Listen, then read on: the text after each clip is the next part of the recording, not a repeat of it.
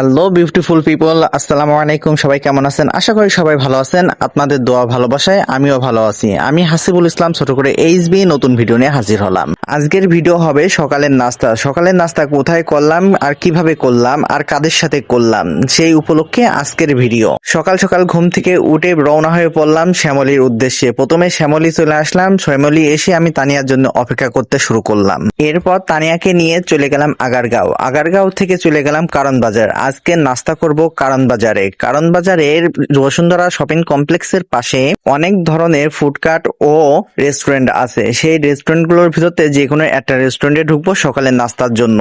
দেখি কি নাস্তা করা যায় সকালে। আর যেহেতু আমরা গরিব মানুষ, এই জন্য আমরা সকালের নাস্তা করব গরিব হিসেবেই। আমরা বড় লোক না, এই জন্য আমরা অনেক কিছু নাস্তা করব না, ছোটখাটো অল্পের ভিতরে নাস্তা করে ফেলবো। যাই হোক, আগারগাঁও থেকে যখন রওনা হলাম, ট্রেনে করে রওনা হচ্ছি তখন ট্রেনের টিকিট মিকিট তো কাটতে হবে। ট্রেনের টিকিট মিকিট কেটে ট্রেনে উঠে পড়ছিলাম। ট্রেনে উঠে ট্রেনের রাস্তাতে যখন যাচ্ছিলাম মেট্রোতে করে, তখন কারণ বাজারের জায়গাটা কত সুন্দর দেখতে পাচ্ছেন। ট্রেনের ভিতর থেকে কারণ বাজারটা বেশ অসাধারণ দেখা যায়। এত সুন্দর দেখা যায় যে বড় বড় বিল্ডিং গুলো থেকে সৌন্দর্য দেখা যায়। আগারগাঁওর পরে বিজয় সরণি, বিজয় সরণির পরে ফার্নগেট, ফার্নগেটের পরে কারণ বাজার। এর মধ্যে আমি ভিডিওটা করেছি। এর ভিতরে যতটুক ভিডিও পারছি ততটুক ভিডিও করেছি। দেখুন কত সুন্দর জায়গাটা। আসলে আপনাদের কি দেখাবো, আপনারা তো সবই দেখেছেন, তারপরেও আবারও দেখাচ্ছি আমি নতুন ভাবে। যাই হোক, কারণ বাজারটা খুবই সুন্দর লাগলো উপর থেকে। মেট্রোর উপর থেকে কারণ বাজারটা দেখতে অসাধারণ লাগে। মেট্রো স্টেশন থেকে কারণ বাজারে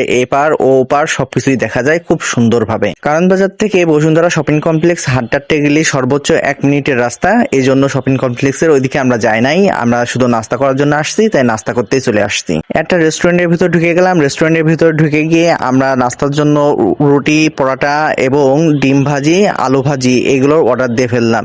সবজি চলে আসলো, ডিম ভাজি চলে আসলো, সবই চলে আসলো। এখন দেখুন, পরোটা, ডিম ভাজি ও সবজি দিয়ে আজকে সকালে নাস্তা করব। প্রথমেই বলে দিয়েছি আমরা গরিব, এই জন্য আমরা গরিব ভাবেই নাস্তা করব। গরিবরা যেভাবে নাস্তা করে ঠিক সেইভাবেই আমরা নাস্তা করতে চলে আসছি কারণ বাজারে। আর সত্যি বলতে কারণ বাজারে আমার অফিসে একটা কাজ ছিল, সেই কাজের জন্য আমি চলে আসছিলাম কারণ বাজারে। এই জন্য সাথে করে তানিয়াকেও নিয়ে নিয়েছিলাম, যাতে আমরা ওখানে গিয়ে নাস্তা করতে পারি ও অফিসের কাজটাও শেষ করে ফেলতে পারি। যাই হোক, অফিসের কাজও শেষ, নাস্তা করাও শেষ। আর এখন বাই বাই, টাটা, আল্লাহ হাফেজ।